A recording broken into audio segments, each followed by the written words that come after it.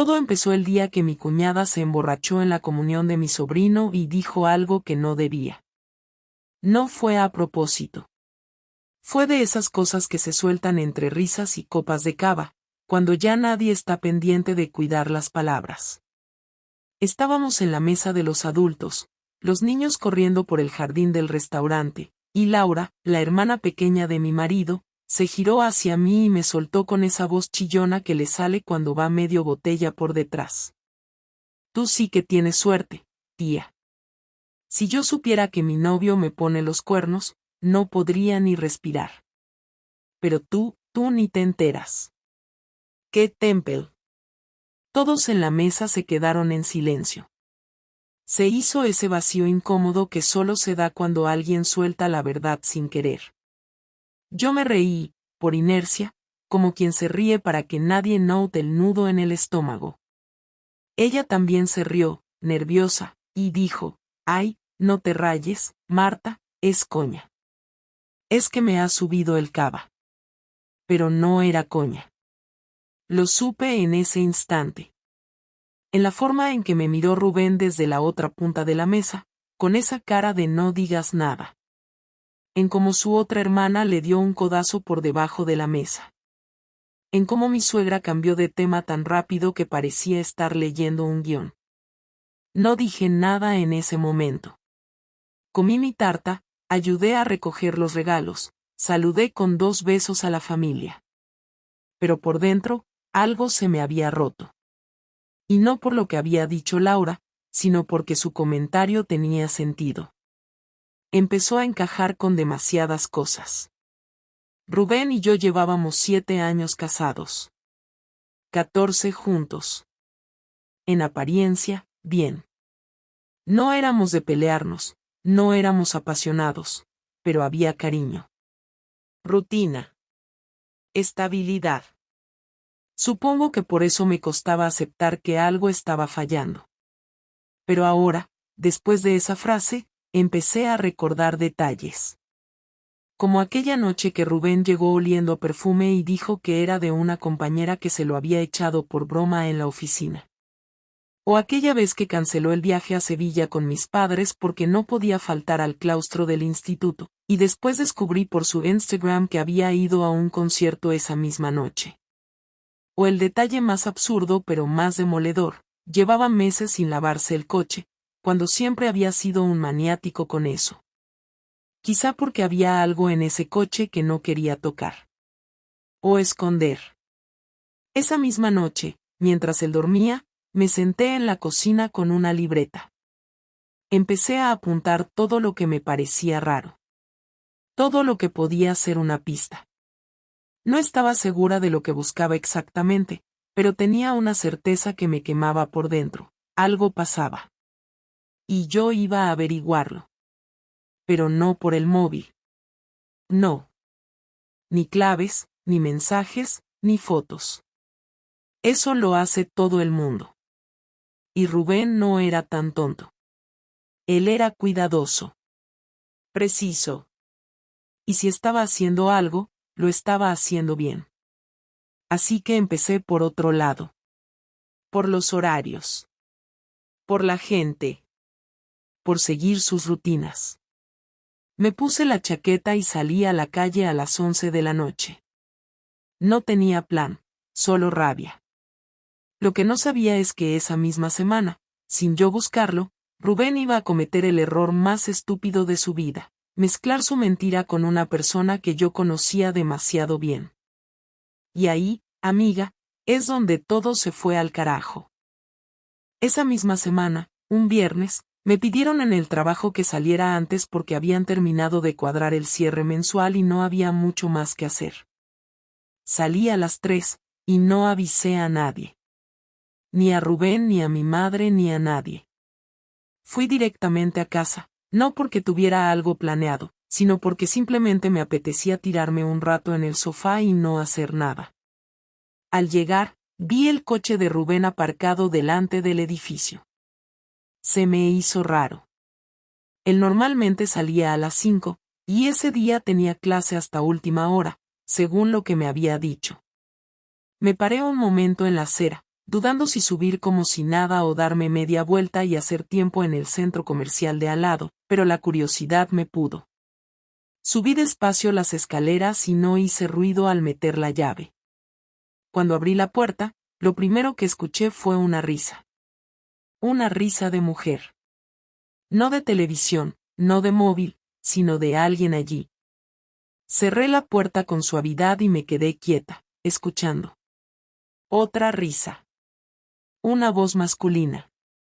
No reconocí la voz de la mujer, pero la de él sí. Era Rubén. No me temblaban las manos, no me puse a llorar, no sentí nada de lo que esperaba sentir.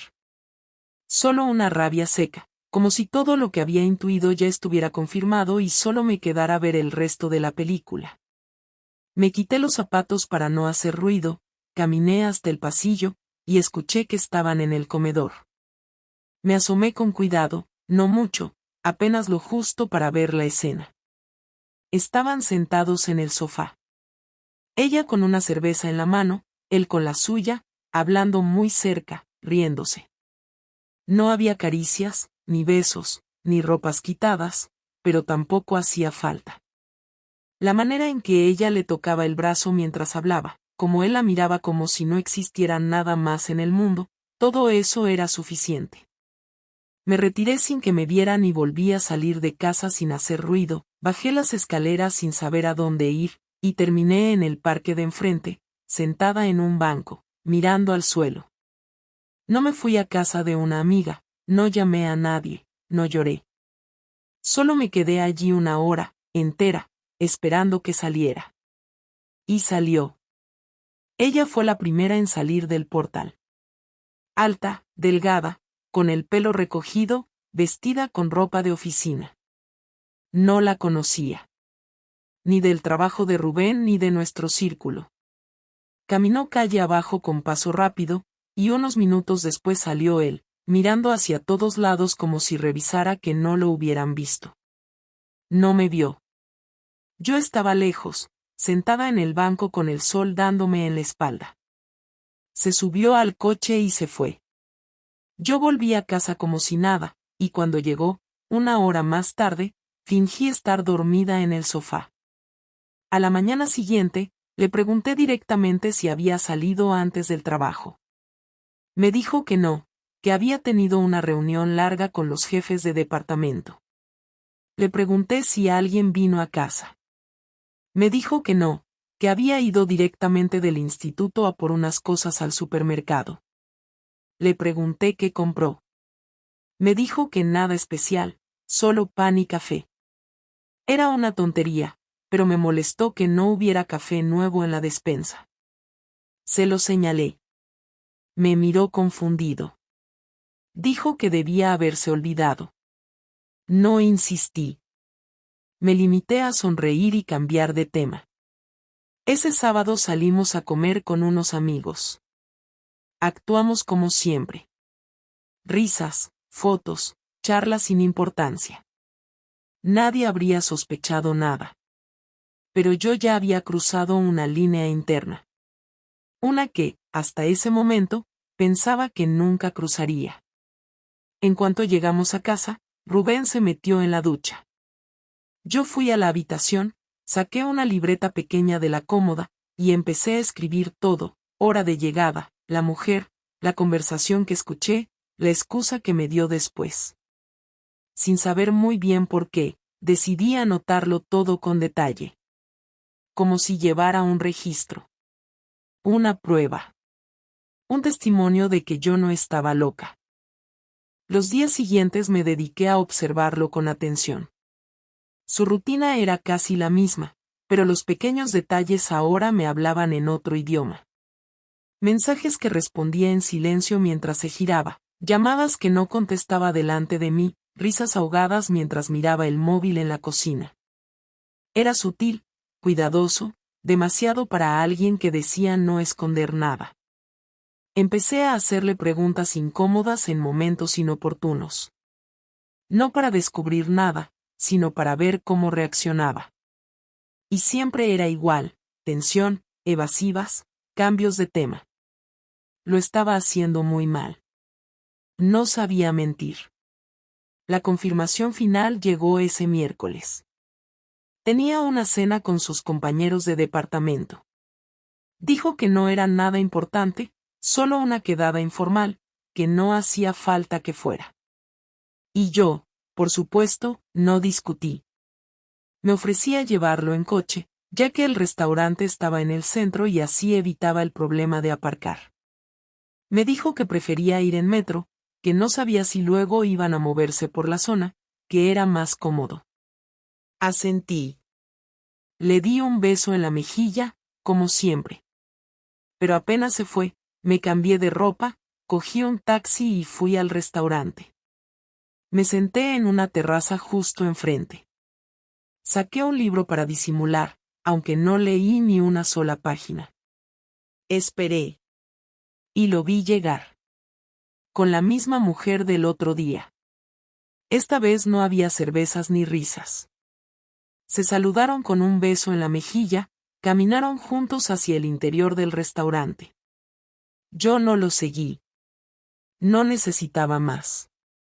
Me bastaba saber que me estaba mintiendo. Que no había ningún grupo de compañeros. Que no era una reunión casual. ¿Qué era ella? Otra vez ella.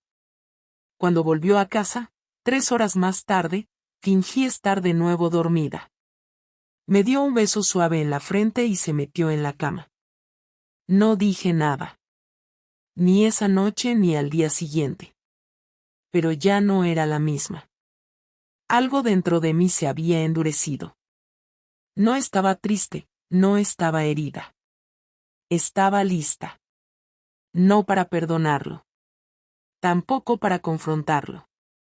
Estaba lista para hacerle saber que sabía. Y que si él había jugado, ahora me tocaba a mí mover ficha. Decidí que no podía seguir esperando a que todo se derrumbara por sí solo, así que esa misma semana planeé cómo lo iba a enfrentar. No quería un grito, ni una escena de película, ni un drama con lágrimas y reproches. Quería algo claro, directo, sin vueltas. Tenía que escucharlo mentir mirándome a la cara, sin escapatoria. Así que preparé todo con calma. El viernes por la tarde le propuse hacer una cena en casa, de esas tranquilas que solíamos tener antes, con vino, música y un poco de conversación. Él aceptó sin sospechar nada, incluso pareció contento, como si creyera que yo estaba intentando recuperar algo entre nosotros. Fui al supermercado, compré su vino favorito, preparé una cena sencilla y esperé a que llegara del trabajo. Mientras tanto, repasaba mentalmente todo lo que iba a decir, cada palabra, cada pregunta, cada respuesta posible. No iba a dejarlo escapar con evasivas ni silencios.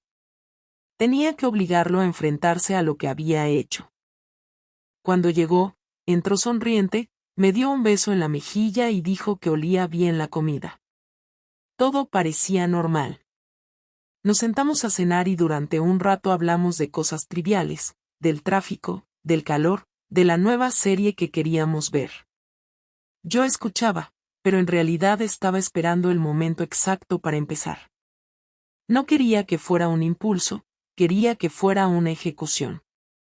Cuando sirvió el vino y brindamos, aproveché el primer silencio largo para soltarlo. Le pregunté si seguía viéndose con la mujer que había estado en casa la semana anterior. No levantó la vista enseguida, siguió moviendo la copa entre los dedos, fingiendo no haber entendido bien. Me repitió, ¿qué mujer? Le expliqué que el viernes pasado salí antes del trabajo, que lo vi en casa con alguien, que le escuché reírse y que luego los vi salir. No lo dije gritando, lo dije como quien informa de un hecho, sin temblar ni parpadear. Rubén se quedó inmóvil, después sonrió, esa sonrisa falsa que se le escapa cuando intenta ganar tiempo, y dijo que era una compañera que vino a traerle unos papeles del instituto, que se había sentado un rato porque hacía calor, que no había pasado nada raro. Me preguntó si de verdad creía que haría algo así, y lo hizo con un tono de indignación tan bien ensayado que por un segundo casi le creí. Pero no podía dejarlo controlar la conversación. Le pregunté si también le llevaba papeles al restaurante donde lo vi el miércoles. Ahí ya no supo qué decir. Se quedó mirándome en silencio unos segundos, como si intentara calcular cuánto sabía realmente, cuánto podía admitir sin que todo se viniera abajo. Al final, soltó un suspiro, dejó el cubierto sobre la mesa y dijo que sí, que había salido con ella un par de veces, pero que no era nada, que solo se llevaban bien, que la situación en el trabajo era tensa y necesitaba desahogarse con alguien. Intentó girar el discurso hacia mí, diciendo que desde hacía meses me notaba distante, que ya casi no hablábamos, que cada uno iba por su lado, que no había mala intención, que simplemente se había dejado llevar por la complicidad. Dijo que no había pasado nada físico, que eran solo charlas, compañía, tonterías. Lo escuché sin interrumpirlo, dejando que se hundiera en sus propias frases. Cuando terminó, le pregunté si podía decirme su nombre. Lo dijo casi en un susurro, Lucía. No la conocía, nunca había oído hablar de ella. Le pedí que me dijera si había dormido con ella. Me lo negó, pero la manera en que lo hizo lo delató. No porque dudara, sino porque no me miró a los ojos. Le pedí que fuera sincero por una vez, que no perdiera tiempo inventando una historia cuando yo ya sabía la verdad. Se defendió, dijo que no era un mentiroso, que si hubiera querido engañarme lo habría hecho mejor, que todo esto era un malentendido, que estaba exagerando. Me dio rabia la manera en que seguía tratando de controlarme, como si aún creyera que podía convencerme de que lo que había visto no era real. Le dije que había terminado, que no quería más explicaciones, que lo único que me quedaba era decidir qué hacer con lo que él había destrozado. Me pidió que lo escuchara, que no cometiera el error de tirar por la borda todos los años juntos por una estupidez. Me dijo que me quería, que no quería perderme, que se había confundido, que necesitaba que lo entendiera. Le respondí que lo había entendido perfectamente, que lo que había hecho no era una confusión sino una elección, y que ya no me quedaba nada que salvar. Me miró fijamente, con una mezcla de miedo y orgullo, y me dijo que yo también había cambiado, que últimamente ni lo tocaba ni le hablaba, que lo había dejado de lado, que él solo había buscado un poco de afecto. Esa frase fue la que más me dolió, no porque tuviera razón, sino porque era su excusa. Quería que la culpa fuera compartida, que su traición pareciera una consecuencia de mi frialdad y no una decisión consciente. Durante unos minutos no dijimos nada. Solo se escuchaba el tic-tac del reloj de la cocina. Él seguía esperando una reacción, algún grito, una lágrima, algo que le permitiera decir que yo estaba exagerando. Pero no le di nada. Solo silencio. Hasta que me preguntó si iba a perdonarlo. Le dije que no lo sabía, que ahora mismo ni siquiera podía mirarlo sin sentir desprecio. Dijo que eso se podía arreglar, que todos los matrimonios pasan por crisis, que podíamos ir a terapia, que no había sido nada importante. Se levantó, vino hacia mí e intentó tocarme el hombro, pero me aparté. Le pedí que durmiera en el sofá, que necesitaba espacio.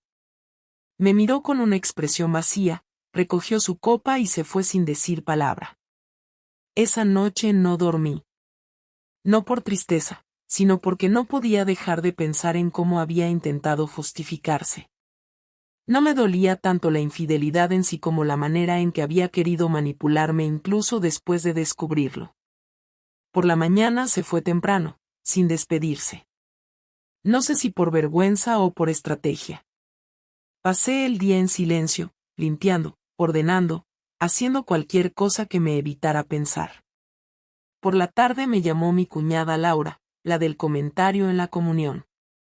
Me preguntó cómo estaba y si Rubén estaba en casa. Le dije que no. Se quedó callada unos segundos y me dijo que tenía que contarme algo. Me pidió que no me enfadara, que ella no había querido meter la pata aquella vez, que lo que sabía lo sabía de rebote porque Lucía era amiga de su novio y que hacía semanas que se hablaba del tema, que Rubén y ella se veían desde antes del verano, que lo sabían varios compañeros del instituto, que incluso los habían visto juntos en el coche alguna tarde. Escuchar eso me quitó la poca duda que me quedaba. No era un desliz. Era una relación. Esa noche Rubén volvió tarde. Entró con aire cansado, como si esperara una tregua. Me preguntó si había cenado, y cuando vio que no contestaba, se sentó frente a mí en el sofá. Dijo que había estado pensando, que no quería perder todo por un error, que lo que sentía por mí no se había acabado, que quería arreglarlo. Le pregunté si había visto a Lucía ese día. Me dijo que no. Le pedí que me dijera la verdad. Lo repitió, con más firmeza.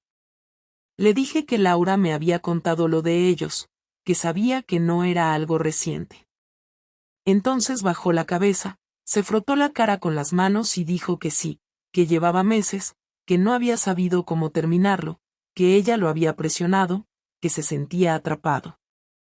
Dijo que no quería que yo lo odiara, que no había planeado nada, que simplemente se le había ido de las manos.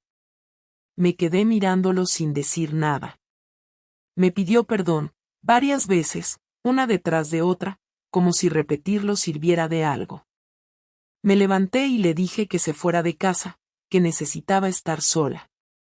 Se negó al principio, dijo que no tenía dónde ir, que no quería dejarme así, que podíamos hablar al día siguiente. Le grité que se fuera. No lo había hecho antes, pero esa vez no me contuve. Le grité que se largara. Cogió unas cosas del armario y se fue sin mirar atrás. Esa fue la última noche que durmió allí. No sabía entonces que lo peor no era haberlo descubierto, sino lo que vendría después.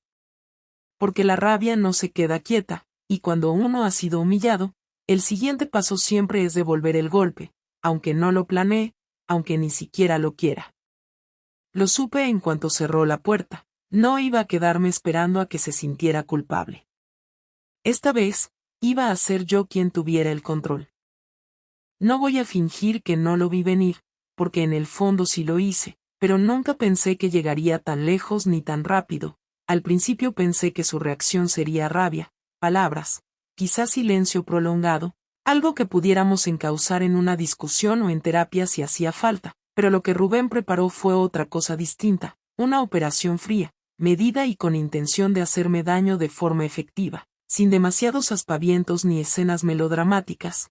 Empecemos por el principio, tras marcharse aquella noche con las maletas mínimas, lo que yo viví como una expulsión, él desapareció de la casa con calma, pero no con desorden, y eso ya me puso en guardia porque las despedidas atropelladas suelen ser de personas que van queriendo volver, y las salidas ordenadas son de quienes han hecho los deberes. Tardé 3 días en darme cuenta de que no había sido un arrebato, sino un plan y que durante esas 3 jornadas él había trabajado con la paciencia de alguien que desea asegurarse de que su golpe produzca el máximo efecto. Lo primero que hizo fue recomponer su vida práctica, cerró sus cuentas personales, sacó copias de facturas y correos viejos, anotó fechas, ubicaciones y conversaciones, guardando cada cosa con una precisión que me empezó a inquietar porque era la misma exactitud con la que siempre organizaba su clase y ahora aplicaba a su venganza. Lo segundo fue cortar puentes discretamente. Cambió el número y dejó claro a sus amigos que no quería ser localizado, pero no por vergüenza, sino para controlar el flujo de información. Lo tercero, y esto fue lo que me dominó al principio, fue que empezó a seducir la narrativa alrededor de nuestra vida sin que yo me diera cuenta, porque fue metódico en localizar a gente que podría hacer daño si supieran la verdad, y lo hizo sin ruido, como quien coloca fichas en un tablero sin que el rival vea el movimiento hasta que todo está claro. La manera concreta en la que me pegó ese escalofrío que me atravesó el pecho ocurrió una semana después de que él se fuera. Abrí la puerta de casa y encontré, sobre la mesa del comedor, 3 paquetes envueltos en papel craft, cada uno con un remitente distinto. Uno llevaba el nombre del instituto donde daba clase, otro el de la empresa donde yo trabajaba y el tercero mi apellido completo y una dirección de mi familia. Dentro de cada paquete había una carpeta con copias impresas de correos, mensajes, fotos recortadas de nuestras manos entrelazadas en fechas concretas, Mensajes de Lucía que eran más que frases de consuelo. Recibos de cenas y entradas de cine que coincidían con las noches que él me había dicho que tenía guardias y una carta escrita por Rubén explicando, con una frase directa y cortante, que yo le había engañado y que él consideraba que quienes estaban cerca de nosotros merecían conocer la verdad. Aquella carpeta fue el inicio de una cascada que no había previsto.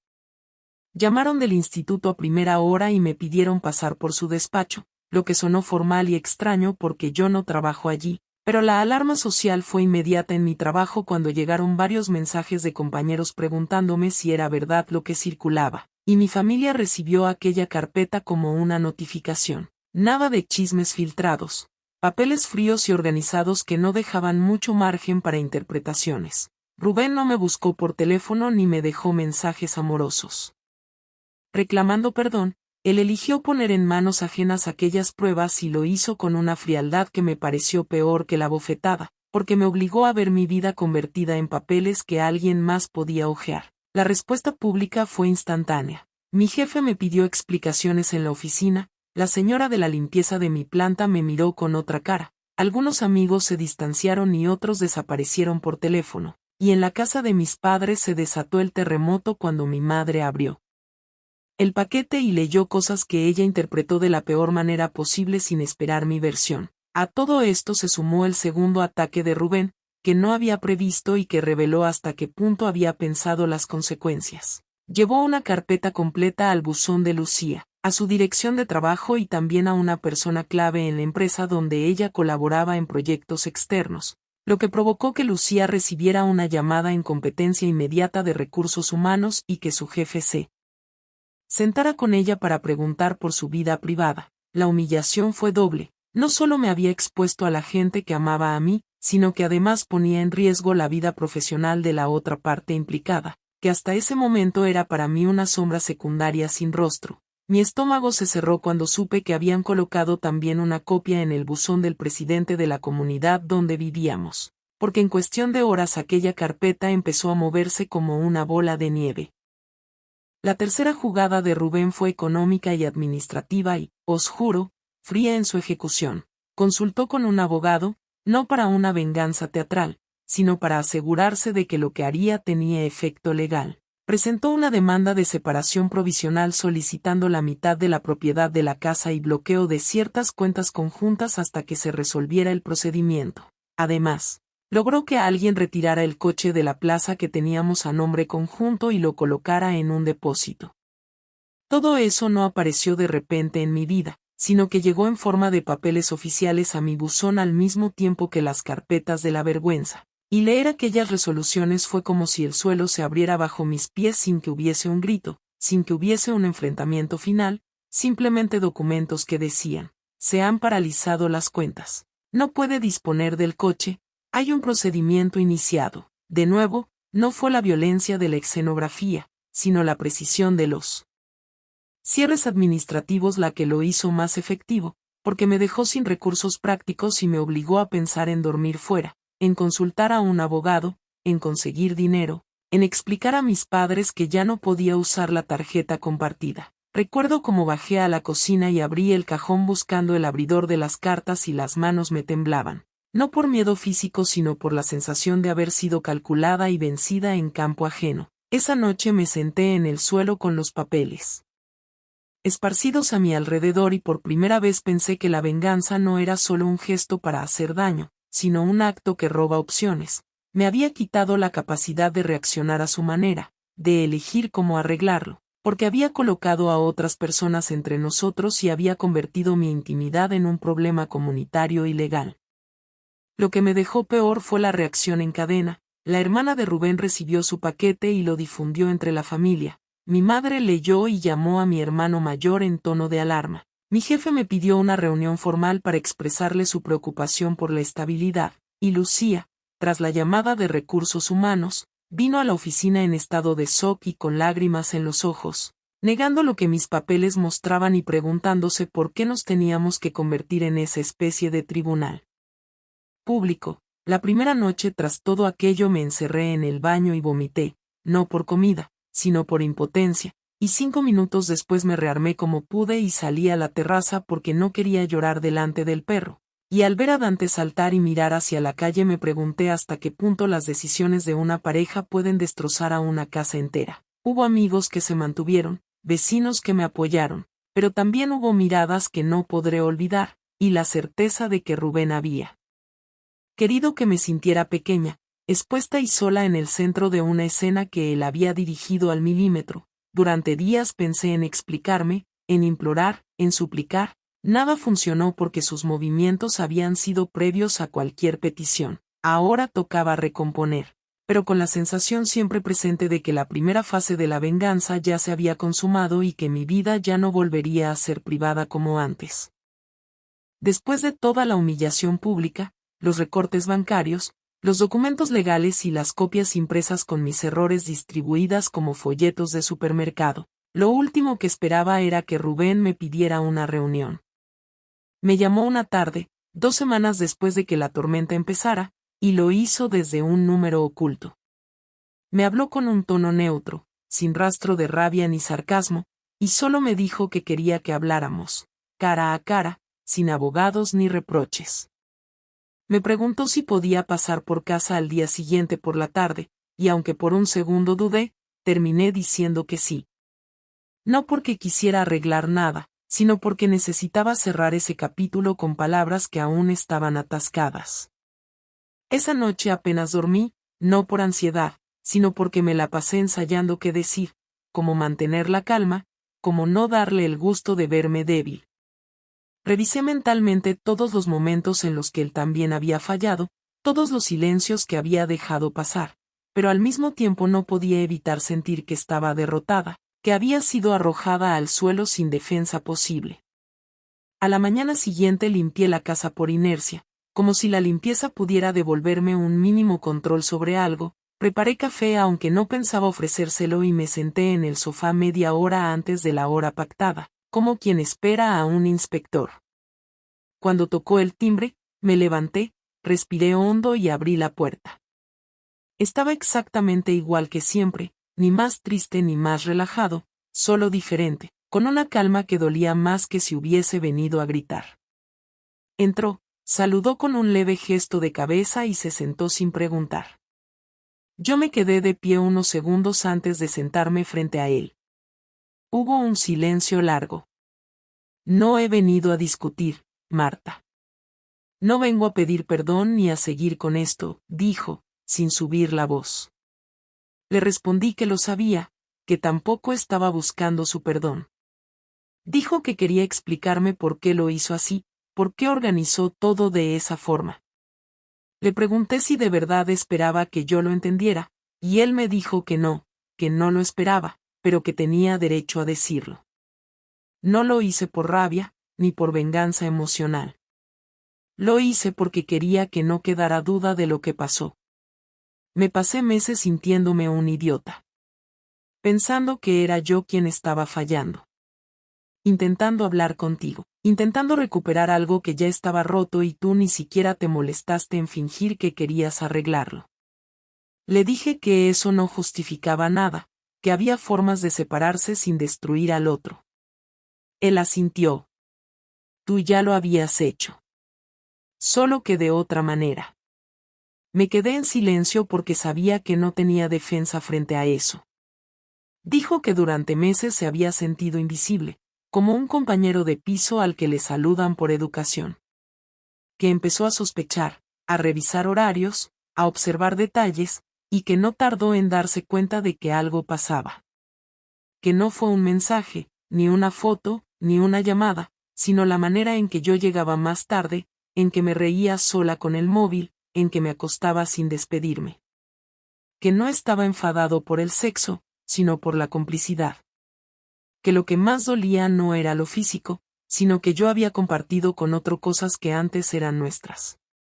Le dije que no lo planeé, que no fui a buscar a nadie, que pasó porque estaba vacía y no sabía cómo pedirle que me mirara distinto. Se rió, no con burla, sino con cansancio. Tú tampoco sabías mirarme ya, Marta. Ninguno lo hizo. Los dos fallamos. La diferencia es que tú preferiste llenar el hueco a escondidas y yo preferí enfrentarte de frente. Le pregunté si de verdad creía que mandar carpetas con pruebas a mi trabajo y a mi familia era enfrentar de frente. Me respondió que no, que eso fue protegerse. Que si lo hubiera hecho todo callado, ahora seguiría siendo el hombre al que le fueron infiel sin más. Pero que al hacerlo así, se aseguraba de que no pudiera yo rehacer mi historia sin que los demás conocieran la suya. No quiero que me pintes como el desgraciado de la historia. No quiero que digas dentro de 2 años que nos separamos por diferencias irreconciliables. Yo quiero que, cuando hables de esto, no puedas evitar decir que me fallaste. Le dije que no sabía si podría hablar de esto algún día sin rabia. Me dijo que no le importaba. No vine a negociar el relato. Solo vine a dejar esto claro. Ya no hay nada que atarnos. La casa se vende. Las cuentas se cierran. El coche lo devuelvo el mes que viene. No quiero tu dinero. No quiero pensión. No quiero nada. Solo quiero irme sin que creas que me fui como un cobarde. Le pregunté si ya estaba con alguien.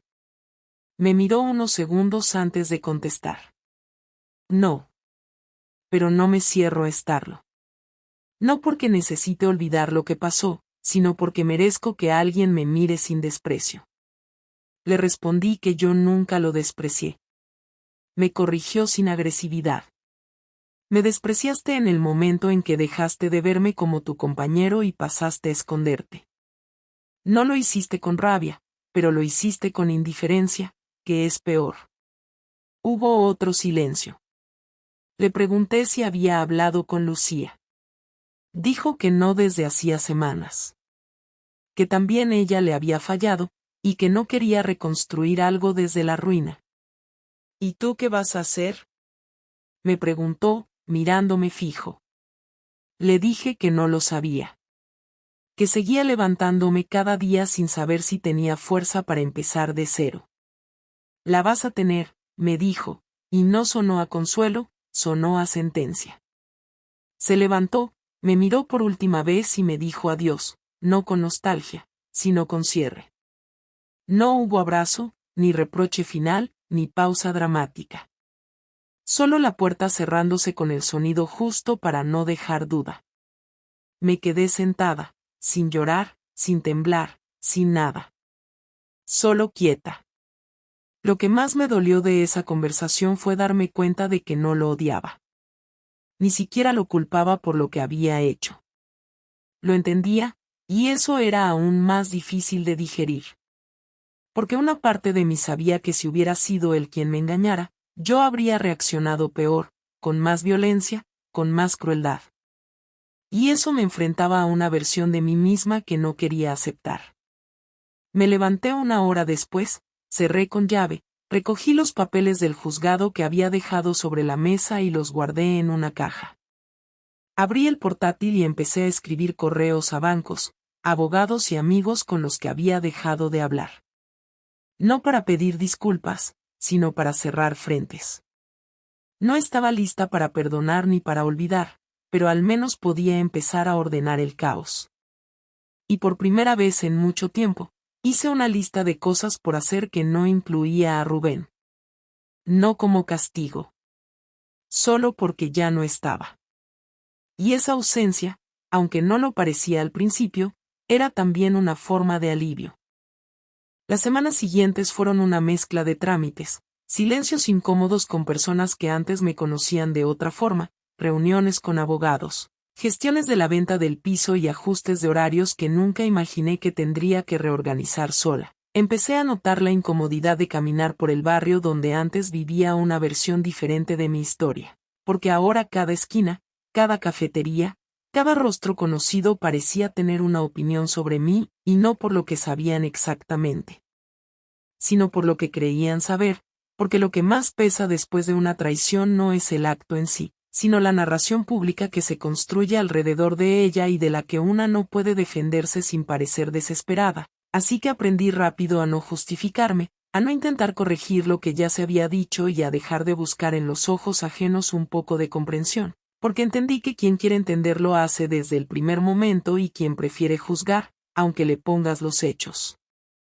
delante, seguirá creyendo lo que le conviene. Lo más difícil de ese periodo no fue dormir sola, ni comer sin compañía, ni el silencio en casa, sino enfrentarme a mí misma sin excusas, porque por primera vez no había nadie más a quien culpar ni nada que esconder, y ahí es donde te das cuenta de hasta qué punto habías aprendido a evitarte. Hubo días en los que me despertaba con ganas de enviarle un mensaje, no por amor ni por nostalgia, sino por la necesidad de seguir existiendo en su vida, aunque fuera a través de una frase corta, pero me controlaba, no porque me sobrara fuerza, sino porque recordaba su mirada durante aquella última conversación, esa que no traía odio, sino cierre, y lo último que quería era parecer que seguía sin entender que ya no había lugar para seguir alargando nada. Una noche me crucé con una compañera del trabajo que, hasta hacía poco, me evitaba en los pasillos, y me sorprendió con una frase que no supe si tomar como ofensa o como señal de algo parecido a empatía. Me dijo, a veces pasa, y no por maldad, sino porque uno se pierde en lo que cree que necesita. No supe responderle nada útil, pero esa frase se me quedó varios días dando vueltas, porque por primera vez alguien no usaba el término culpa, sino pérdida, y aunque no me excusaba, al menos cambiaba el foco del juicio al análisis, y con eso me bastó para respirar un poco más tranquila durante unos días. Lucía, por su parte, también desapareció del mapa laboral, no sé si por decisión propia o porque la presión fue demasiado grande, pero dejé de verla en el edificio y nadie más volvió a mencionarla, lo que me hizo entender que, al final, todos querían que ese episodio se cerrara lo antes posible porque enfrentarse a las miserias ajenas les hacía pensar en las propias. Y eso incomoda más que el escándalo en sí. Yo seguí trabajando, manteniendo la cara en alto sin exageraciones, ni victimismo, ni gestos forzados, simplemente cumpliendo con lo mío y apartando lo que no me sumaba, lo que significó perder contacto con algunas personas que antes consideraba parte de mi entorno, pero que demostraron que solo estaban ahí mientras las cosas eran cómodas y predecibles. Poco a poco empecé a reconstruir espacios personales. Volví a leer por las noches, salía sola a caminar. Aprendí a cocinar platos que Rubén odiaba y que por años había dejado de preparar por evitar discusiones tontas. Retomé contacto con una prima que vivía en Zaragoza y que llevaba años sin saber nada de mí, y hasta empecé a planear un viaje sola, no como forma de huida, sino como ejercicio de independencia que hasta entonces solo había simulado tener. Mi madre tardó en hablarme con normalidad, lo que no me sorprendió porque ella tenía una idea muy clara de cómo debía vivirse una relación, y mi error, a sus ojos, era doble: haber fallado y haberlo hecho público al no controlar las consecuencias, así que durante semanas sus llamadas fueron cortas, cargadas de reproches disfrazados de consejos, y yo solo escuchaba, sin pelear, porque sabía que esa conversación era más para ella que para mí. Fue mi padre quien un día, sin mucho preámbulo, me llamó y me dijo: tu madre aún está con la rabia, pero ya se le pasará, tú intenta estar bien. Esa frase me dolió más que todos los sermones anteriores, no por su contenido, sino por lo que significaba que él me hablara con ese tono de resignación, como si ya no esperara nada más de mí que estabilidad emocional, como si el resto ya estuviera perdido.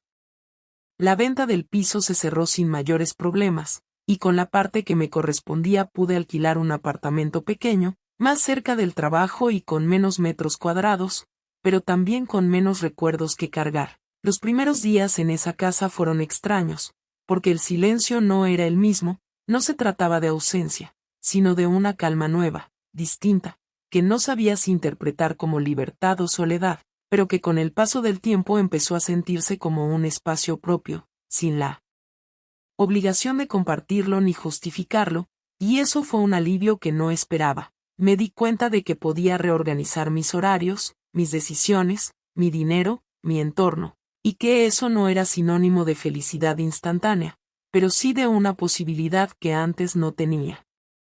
Un día, mientras hacía limpieza en el portátil, encontré una carpeta con fotos viejas de Rubén y mías, algunas de viajes, otras de cumpleaños, y me quedé mirando una en particular, Era de una tarde en Madrid, en el Retiro, hacía unos 5 años.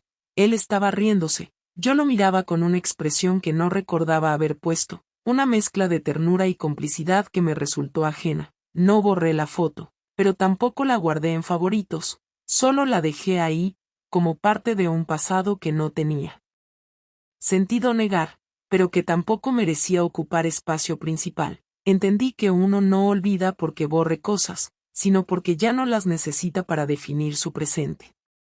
Hace unos días me escribió Rubén, no para hablar de nosotros, sino para pedirme unos papeles de la gestoría que aún estaban a mi nombre, y la conversación fue breve, práctica, sin doble fondo, sin intenciones ocultas, lo que me hizo confirmar que ya no había nada pendiente. Después de colgar, me quedé sentada un rato, repasando todo lo que había pasado en tan poco tiempo, desde aquella frase absurda en una comunión hasta ese momento de total desconexión, y sentí que, aunque había pasado por uno de los procesos más incómodos y dolorosos de mi vida, también había ganado algo que antes no sabía que necesitaba, la capacidad de sostenerme sola, sin relatos ajenos, sin aprobación externa, sin miedo a equivocarme otra vez.